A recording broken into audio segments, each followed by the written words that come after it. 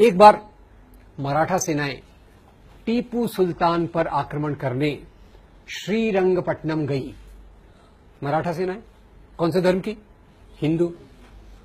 टीपू सुल्तान मुसलमान। अब ये सेनाएं गई, दोनों में लड़ाई हुई और ये लड़ाई बिना हार जीत के फैसले के समाप्त हो गई। ये बिना हार जीत के फैसले के समाप्त होने को क्रिकेट में क्या कहते हैं? टाई होना या ड्रॉ होना। लड़ाई ड्रॉ हो गई।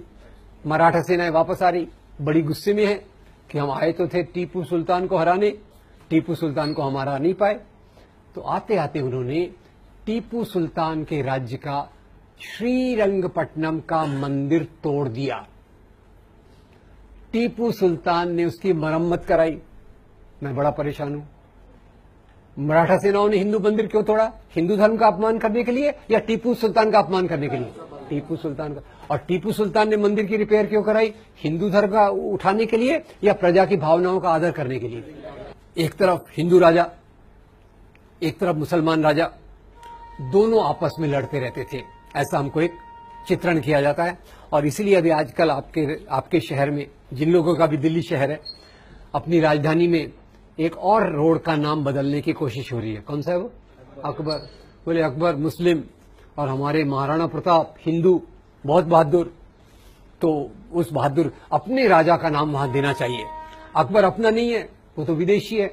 अब ये देशी विदेशी की परिभाषा क्या होती है क्या नहीं अपन देखेंगे। तो यहां अपन चलते हैं, एक तरफ अकबर है, एक तरफ राणा प्रताप। और अकबर और राणा प्रताप की लड़ाई हुई थी हल्दी घाटी के मैदान में। एक तरफ किसकी फौज है? अकबर की। एक तरफ राणा प्रताप की। आप देखेंगे, आप हैरान हो जाएंगे, अकबर की फौज में अकबर खुद नहीं है। अकबर के बदले कौन है? राजा मान सिंह। हेलो, अकबर के बदले कौन है? राजा मान सिंह। और राजा मान सिंह के असिस्टेंट जनरल जो हैं, वो बड़े प्यारे व्यक्ति हैं कि उनके नाम पे बहुत अच्छी 2 हिंदी फिल्में बनी हुई हैं, शहजादा सलीम, मुगले आजम और अनारकली। राजा मान सिंह कौन थे अकबर के? प्रधान सेनापति। सेनापति नहीं, हेलो, सेनापति नहीं, प्रधान सेनापति। और शहजादा सलीम उनके असिस्टेंट। ये अकबर की फौज हो गई। और राणा प्रताप की फौज में उनके जो सबसे बड़े विश्वस्त थे, उनका नाम था हकीम खान सूर। दोनों तरफ हिंदू, दोनों तरफ हिंदू, दोनों तरफ मुसलमान। तो ये हिंदू मुसलमान की लड़ाई है या 2 राजाओं की लड़ाई है? ये लड़ाई धर्म के लिए है कि सत्ता के लिए? तो जरा अपने प्रधानमंत्री जी को बता दीजिएगा, वो ऐसी उल्टी सीधी क्या फिलॉसफी चल रही, इतनी सरल चीजें हैं और ये लोग समझने से इनकार कर रहे हैं। और यही प्रधानमंत्री जी का नाम आया तो थोड़ा और बता दूं, बुरा मत मानिएगा, उनको बताना मत मेरे बारे में। खैर, अपने प्रधानमंत्री जी आए बंबई, हमारे चुनाव के लिए वोट लेने थे। तो आपको पता है हमारे महाराष्ट्र बंबई में एक राजा बहुत पॉपुलर है। हमारे एयरपोर्ट का नाम, रेलवे स्टेशन का नाम, हमारे बड़े पार्क का नाम शिवाजी। यहां तक कि हमारा वड़ा पाव जो है ना, उसको भी हमने नाम शिव वड़ा पाव कर दिया, तब से वो ज्यादा स्वादिष्ट हो गया। आगे आपको खिलाऊंगा कभी। क्या ये? खैर, उनको वोट लेने थे तो बोले शिवाजी महाराज इतने महान थे कि उन्होंने औरंगजेब का खजाना लूटने के लिए सूरत पर आक्रमण किया। मैं हैरान हो गया। मैं फिर से हिस्ट्री बुक मैंने देखा, औरंगजेब का खजाना दिल्ली में था कि सूरत में था? दिल्ली में था। अब शिवाजी महाराज जो हमारे थे, उनकी फौज एक बार सूरत पे आक्रमण करने जा रही थी। तो आपको मैंने बताया क्यों, इसकी बात क्यों कर रहा हूं, क्योंकि प्रधानमंत्री जी उसको उल्टा बता रहे। तो जब ये फौज सूरत पे आक्रमण करने जा रही थी तो शिवाजी महाराज ने अपनी फौज को 3 इंस्ट्रक्शंस, निर्देश दिए। ये इंस्ट्रक्शंस क्या थे?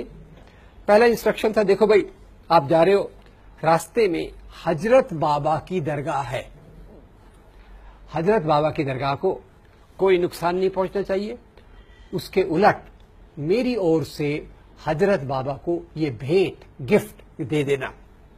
नंबर 2, इसी सूरत में फादर एम्ब्रोस पिंटो का एक आश्रम है।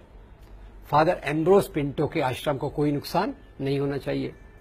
नंबर 3, जब आप लूटमार कर रहे हो, अगर आपके हाथ पे किसी दूसरे धर्म के मानने वाले की पवित्र पुस्तक, अपन ने पवित्र पुस्तकें देखी, अगर दूसरे धर्म के मानने वाले की पवित्र पुस्तक आ गई तो उसका अपमान मत करो, पूरे आदर के साथ उसको उस धर्म के मानने वाले को दे दीजिए। तो ये हमारे शिवाजी महाराज, और यही शिवाजी महाराज जिनको आज हिंदू धर्म के नाम पे उछाला जाता है। आपको बता दूं, शिवाजी महाराज की फौज में 12 सेनापति थे जो मुसलमान थे। तो धर्मस्थल क्यों तोड़े गए? धर्म के लिए या सत्ता संपत्ति के लिए? राजाओं में झगड़े क्यों होते थे? धर्म के लिए, सत्ता संपत्ति के लिए? ये कितनी बेसिक बात है, पर इसके ऊपर हमारा कंफ्यूजन कितना होता है, इसको आप देखिए। और जैसे मैंने शिवाजी के बारे में बात की, अकबर के बारे में बात की, ये एक उदाहरण है। टीपू सुल्तान के बारे में भी अगर आप देखेंगे तो टीपू सुल्तान दक्षिण का एक बड़ा राजा था। वास्तव में by the way, Tipu Sultan Bharat का एक ही राजा है जो अंग्रेजों के खिलाफ लड़ाई करते हुए मारा गया, और कोई राजा नहीं मारा गया। क्रांति तो खैर 1857 की देखी, पर उसने अंग्रेजों के खिलाफ लड़ाई की, हिम्मत से की। नंबर 2, टीपू सुल्तान का जो सचिव था, वजीर आलम, और जो उसका कमांडर इन चीफ, दोनों हिंदू थे। तो इसमें हिंदू मुसलमान का मामला कि हिंदू अच्छे मुसलमान खराब, मुसलमान खराब मुसलमान अच्छे हिंदू खराब, ये जो देखने का तरीका है, इससे हमारे दिमाग में एक जहर फैल जाता है। तीसरी बात मैं एक पूछना चाहता हूं, मान लो, अब ये हाइपोथेटिकल ये बस सच नहीं है, मान लो औरंगजेब ने हिंदुओं पे कोई अत्याचार किए, तो उसका बदला आज के मुसलमानों से लेना चाहिए क्या? इतिहास की बातों का बदला आज ले सकते हैं क्या? चलिए यहां पे एक मजेदार आपको एक बात बता देता हूं। मैं क्योंकि लोगों से पूछता रहता हूं, एक मीटिंग में मैं गया तो मैंने कहा, भाई देखो बताओ, इतिहास की बातों का बदला आज ले सकते क्या? यही औरंगजेब और मुसलमानों की बात चल रही थी। तो एक दोस्त खड़े हो गए, छाती को 3 इंच बाहर फुलाया, बोले इतिहास की बातों को बदला ले सकते क्या? हम लेंगे। मैं एकदम डर गया। मैंने कहा यार इसका क्या जवाब हो सकता है? तो अचानक मेरे दिमाग में एक बात आई। मैंने कहा यार देखो, मैं एक जगह गया था, मैंने दोस्त को बोला, मैंने कहा आपको पता होगा पहले पति के मरने के बाद स्त्रियों को जलाया जाता था, क्या कहा जाता था? सती। मैंने कहा मैंने सुना है कुछ औरतें साथ में आ रही हैं और वो बोल रही है हम इतिहास की बात का बदला लेंगे। क्या करेंगे हम क्या करेंगे? हम सता प्रथा चालू करेंगे। वो दोस्त की छाती 3 इंच बाहर थी ना, 4 इंच अंदर चली गई। मैंने कहा थैंक यू वेरी मच। यार इतिहास है, उससे कुछ सीखना है तो अच्छे से सीखो, अच्छे से उसको देखो, इंसानियत के आधार पर देखो। और जैसा मैंने कहा, इतिहास का सबसे इंपॉर्टेंट पॉइंट ये होना चाहिए कि लोग उत्पादन कैसे करते थे, लोग कैसे जीते थे, उनका शोषण किस प्रकार से होता था। ये शोषण न हो, एक अच्छा समाज बन सके, इसलिए हमको इतिहास को देखना चाहिए। तो मध्ययुगीन काल को एक अंधकार का युग करके अंग्रेजों ने भी प्रस्तुत किया, हिंदू राष्ट्रवादी भी वैसा कर रहे हैं। So this period was also a period of interaction of Hindus and Muslims, Hinduism and Islam, and different type of cultures flourished in this period. So this medieval period, the first point we must know that this was not a period of nation state. और nationalism चालू कब होता है? Nationalism Bharat में चालू होता है अंग्रेजों के आने के बाद।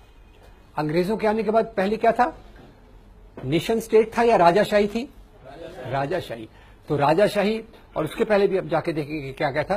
सो this whole debate which is going on today is a totally on the false ground. Nation state is a modern phenomenon